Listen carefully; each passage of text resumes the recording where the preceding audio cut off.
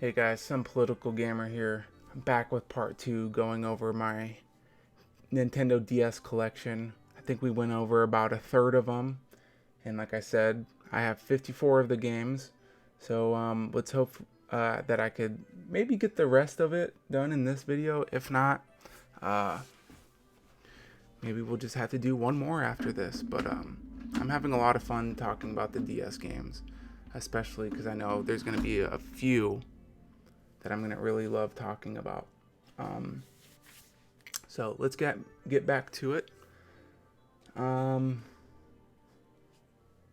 Yeah, if you have a DS, chances are you have this game, Super Scribblenauts. Now, when I first bought this game, well, actually, let me tell you a little bit more, quick history with this game. I deployed to Afghanistan way back when, and one of the guys in my platoon thought he was going to be able to get away with bringing his DS, and so did I. I brought my DS, and he brought his, and little did I know we weren't going to have a lot of time to play it, but I remember we were dumping our bags and kind of showing to make sure we didn't smuggle any contraband and stuff into the country. And I was standing right next to the guy, and he dumped it out, and this game fell out. And I'm like, oh, Scribblenauts tell me about that game. He's like, dude, literally, you could do anything you want in this game. And I was like, no, there has to be some kind of crazy limitations. And of course there are for the most part, but this game is pretty vast and expansive. If you've never played it, basically they'll set you up with a scenario and you have to basically write things in to draw stuff, okay, to help this little guy finish the puzzles. It's a lot of fun. I remember when I first started playing it, I was blown away by the seemingly endless possibilities. Now, there's ways, at least in this one, I'm not sure with the later releases, but obviously there's ways where you could cheese almost every single puzzle, but there's no fun in that. So if you're really sitting down and really thinking and trying to get creative, this is the game that will scratch that deep creative itch, because there was many levels where I was just sitting there like just really pondering, and when you do something after thinking on it for a while and it ends up working, man, it's an amazing feeling. It's a feeling you can't get from too many games. So yeah, Scribblenauts. I have a few of the other games. I have one on the Wii U and stuff like that, but yeah, this is my first experience with it. Actually, this wasn't the first one. It was the original Scribblenauts, which I think I have somewhere. Just so I could just show it right now. Where is it? Or maybe this is it. I don't know, dude. There it is. Scribblenauts.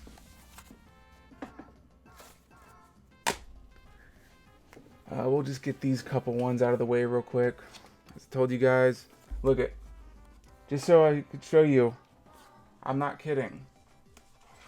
I bought this game so many times. I've tried to get all the doubles out, but I'm telling you, I had the worst luck getting this game until I found it at a thrift store. Anyhow, another copy, empty copy, incomplete copy, I should say. Okay, here we go. Another thrift store find. Disney Princess Magical Jewels. It's probably just a mobile game tier, just shovelware garbage. There it is.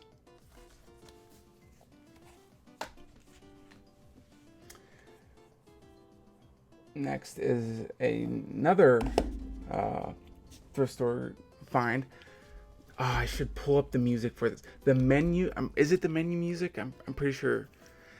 The menu, or when you're just going through and like picking out a game, some of the greatest DS music ever. I remember I was shocked when I was listening to some of the music this game has. I was just like, whoa, this has no right to have music this good. If I remember, I'll put a link in the description with a couple of the songs from this game. But I remember just being blown away. But anyways, it's a wannabe Nintendo Clubhouse. Has stuff like chess, checkers, and card games and stuff like that. Let's see what else it has. Sudoku, Hearts, Free Cell, Memory Game, Backgammon. So yeah, wannabe Nintendo Clubhouse. So while we're on that note, we'll just show the real deal. Clubhouse Games, okay? This game rocks. And first of all, I know it might not catch everybody else's eye, but I love the cover art for this game. I adore it. It has those golden hand outlines of like everybody playing different games. And for some reason, just what really makes the game cover, this 9-ball right here, I just love the color saturation. It's just pretty basic, but I love the presentation of this game. And just back when the games come out with manuals, man, I'm gonna say that every video I make, but I'll never get over games not coming with manuals anymore. But yeah. Obviously, everybody knows what this is. It's a party game. It has basically everything you could want. Darts, bowling, different kinds of pool, tons of card games, chess, checkers. What else? Is there a list of games? There's not a definitive list. Maybe there is in the manual, but it says with over 40 games to choose from, Clubhouse Games is a portable game chest with something for everyone. It'd kind of make me want to go pick up the Switch version. But anyways, Clubhouse Games. If you have a DS, you don't have a Switch, and you want to, if that sounds interesting to you, I highly recommend picking up this game.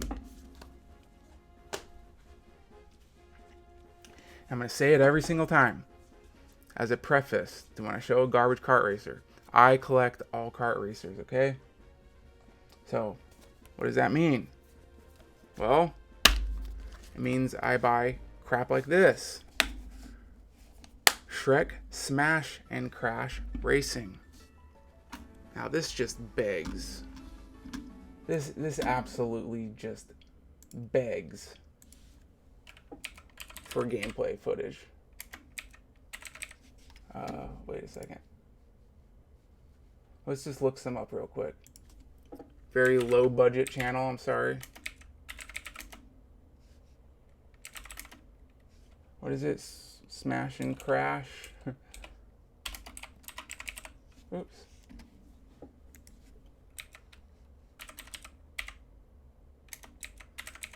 Oh my gosh. So let's just take a look at what this game really looks like. Oh boy, we're in for a treat, y'all. Let's go ahead and fast forward it, and I'll show you a little bit.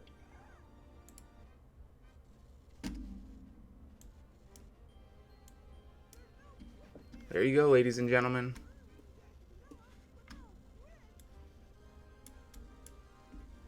Yeah.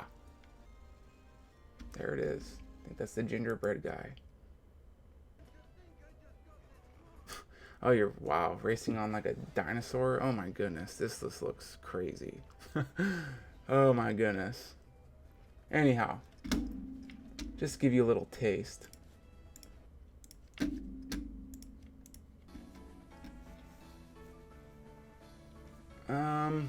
Next. Okay.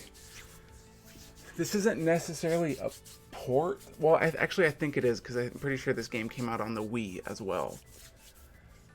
But this game is awesome on the DS. The stylus and using the touchscreen to do tricks, man, it was so satisfying. Skate it on the DS. If you like skateboarding games and you have a DS, I highly recommend this game. I had a blast playing this. I actually would like to pick it up and play it again soon. Come on, EA, where's Skate 4 at, bro? But anyways, stellar game. I hope it's still cheap. Let's take a look at eBay really quick, shall we? Some more low budget gaming channel brought to you by Some Political Gamer. Some people have editors and take time to edit, not me. So this is still a relatively cheap game. Well, it's all incomplete copies. It's like card only. You could get this game card only for about $10. Complete in box for about 15. It's a great game. Seriously, dude. If you have a DS and you want a fun experience, get this. Once you get the controls down, you'll have a blast. Next. Now, this game intrigued the hell out of me, and I just had to get it. I don't know if they came out with a different version of this game. Did I hear something with this coming out on the Switch? I don't know. I'll have to look it up.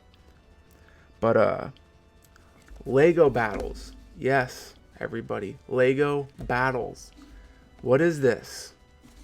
Guys, this is a freaking Lego strategy RPG, dude. Strategy RPG. Real-time strategy. Okay? How cool is that? Has anybody played this, dude? Awesome game. What a blast. Man. I sometimes wish the new Nintendo Switch will have a dual screen. It's like a clamshell, and you could like open it just like a regular DS and 3DS, but it's the Switch. That touch screen is so innovative, more innovative than freaking waggle controls. I'll tell you that much. Just so they could make crazy games like this again. It's like that touchscreen opened Pandora's box. So anyways, same like I was saying with Skate It. Man, do you guys think a Switch with a dual screen with like a touchscreen, do you think that would work?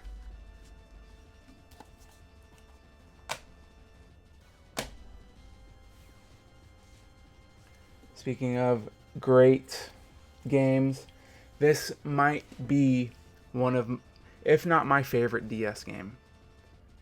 It's up there. I'd really have to sit there and think and make a top 10 video one of these days. I'd be surprised if this wasn't number one. This game is fun as all heck, okay? Tony Hawk's Downhill Jam. Again, another insane creation from Vicarious Visions. It's a port. I haven't played the Wii version or anything, or the PS2 version. But dude, this game, it's so fun. I don't know how it stands up to the ports. Maybe we could just show you a little bit of gameplay really quick. What an outstanding game.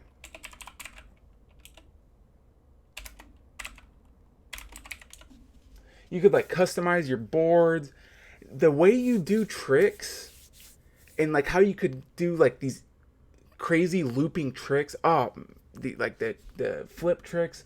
It is. Oh goodness, it was so good.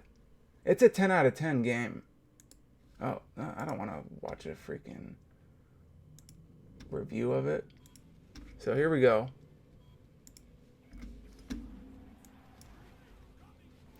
I'm sure this video won't really do it justice.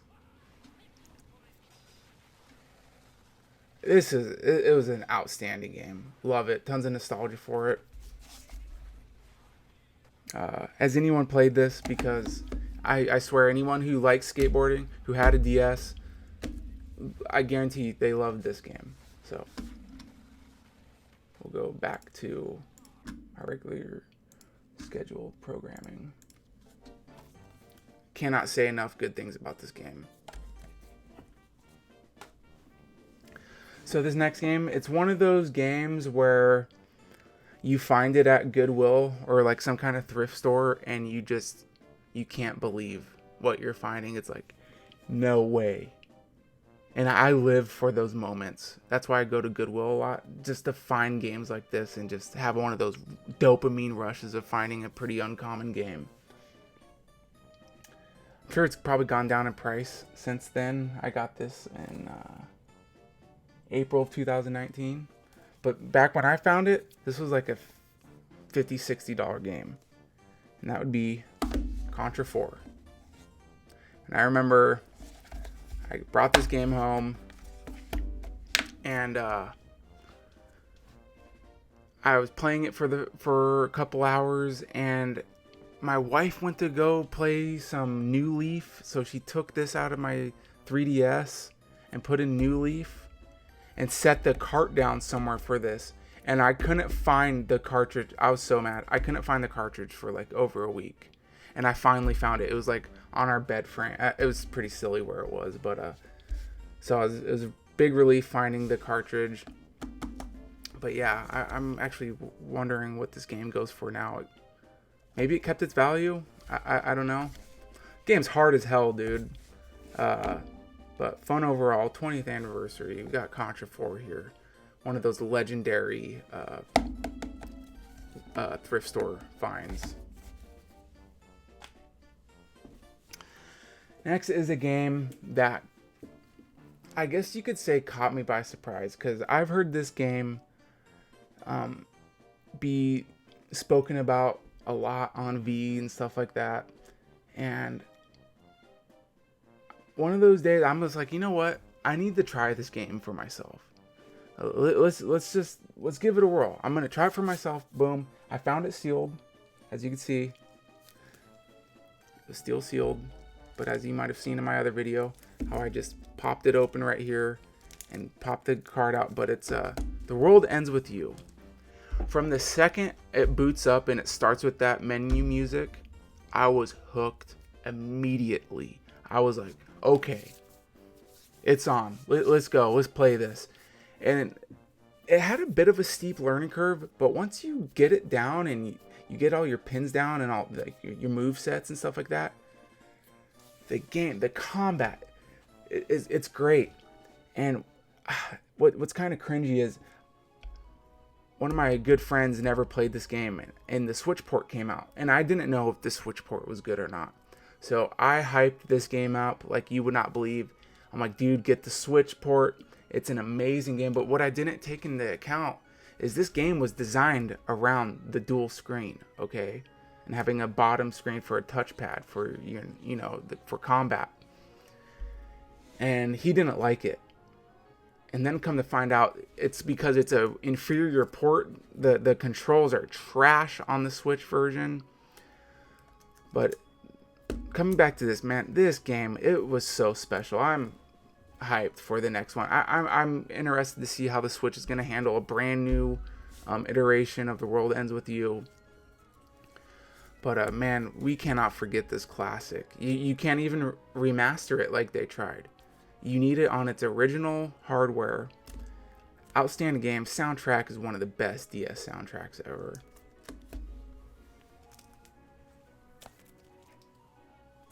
I'm going to start making another stack here. Put some of these down there.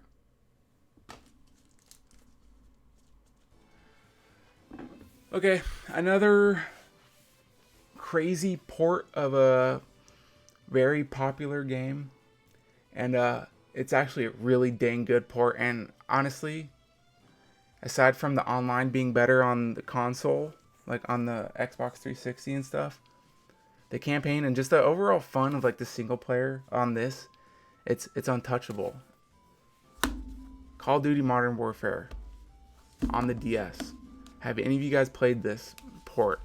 It's a jolly good time. I'm telling you what, buddy. But yeah, thrift store find. I love it. I love playing first person shooters on the DS, dude, and on the 3DS alike. But they came through. I don't know who developed this. We got N, like the letter N space. I don't know if they're even around anymore. I don't know. but they did a good job on this game. Outstanding, a lot of fun. Just it's crazy to play a first-person shooter on the DS. It's a novelty. It's fun. I highly recommend it. Seriously.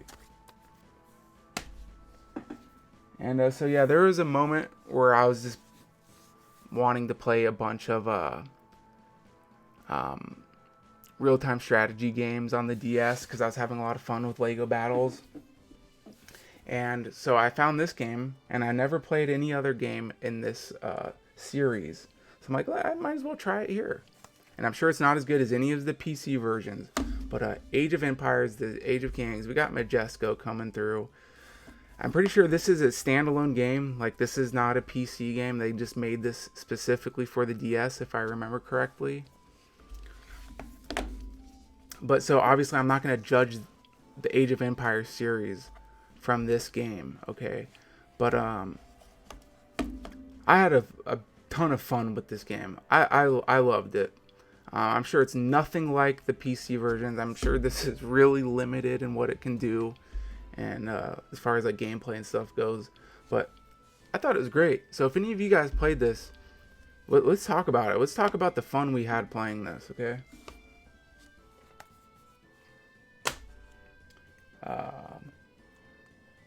So we got a... Oh, there's no thrift store sticker on this. I know I didn't. Maybe they just didn't put a sticker on. Puppy Spa and Resort. Puppy Love Spa and Resort. I played this with my daughter for a little bit. Well, it's not an absolutely terrible game, but it's just one of those. It's basically a game you'd find as like shovelware on a mobile device, okay? Nothing special. You feed animals, kind of like mini game setup. Yeah, there you go. I'm wondering why this doesn't have a Goodwill sticker on it or something, because I know I did not buy this for 20 bucks. Where did I find? I don't know. Okay, another Goodwill find. Got Barbie and the 12 Dancing Princesses. Okay. What's funny is I just found the PS2 version of this at Goodwill the other day as well. So there it is.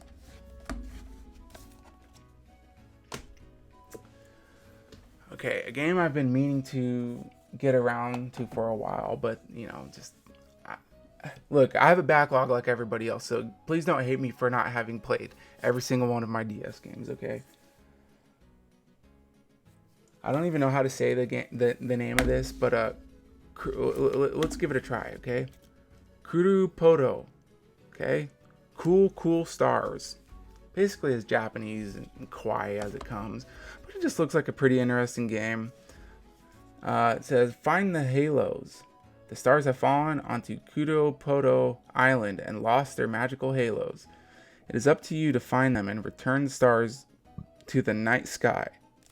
Multiple ways to solve each puzzle with rewards for those that solve it in the least number of moves. Unlock different modes of play for added value. It's basically saying, come on, bro, there's replayability on this. And collect stars to reveal constellations. So, there it is. Anyone played this? Let's see how many games we got left. 1, 2, 3, 4.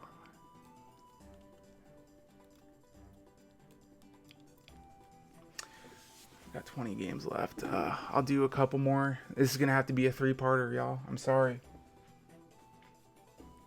Next, Tony Hawk Proving Ground. I played this at the tail end of just marathoning through Downhill Jam and American Skateland.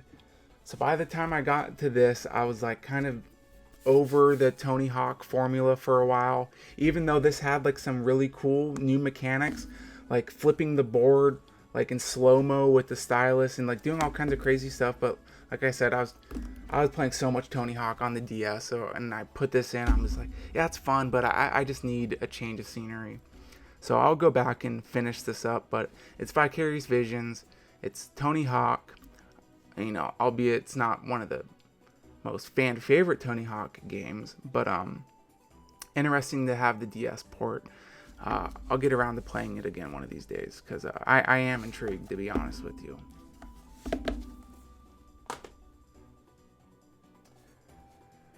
I got some more garbage kart racers. I'm going to say it again. Am I going to say it again? I'm going to say it again. I'm going to say it again. I collect kart racers. Being so that I collect all kart racers, I get games like this. And I was mentioning this earlier. I think I beat this game in like 20 minutes. Emmis Car Racing. It is as bland as it comes. They probably built this game in an engine in probably 20 minutes and then just added, you know, the license for M&Ms. I have nothing memorable about this game.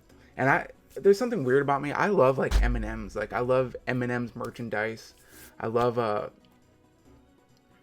Shell Shocked on the PS1. It's a great PS1 game. I just like M&Ms. I like the way they look. I like the characters. But this kart racer, dude, this game, it's not very good. It was pretty boring. But I grinded through it just so I could say I beat it, and there it is. And for another garbage kart racer. Oh, never mind. That's not a kart racer. I was looking at something else. Sorry. I'll do one more pickup for this part. It's a Goodwill find. Beyblade Metal Fusion. I played this game for a while. This game, it kind of made me intrigued to play other Beyblade games. Seriously, I was having a lot of fun with this. You know, customizing your little blade thingies and testing them out in like competitions and stuff. And like battling them. It was pretty fun. And we got Hudson stopped. Like, dude, come on, Hudson. But I've never really watched the anime. I remember this is the anime that actually got my wife into anime. I remember we were at a hotel for one vacation, and I woke up and she was sitting up in bed watching Beyblade. I'm like, what are you doing? She's like, I'm watching this. This is actually a really good show. This is fun. But anyways, and it's been all downhill since then. But yeah, Beyblade, fun freaking game, dude. I really had a blast. Even without knowing like about the anime too much, I was able to keep my interest, and I had fun customizing these little blade thingies and battling them. That's going to do it for part 2. I have some of the meat and potatoes in my collection coming up in part 3. So stick around. Got a couple more stories. Actually, I'll start off part 3 with a story of mine pertaining to the DS. And thanks for watching, you guys. Let's head over to part 3 if it's posted yet, okay?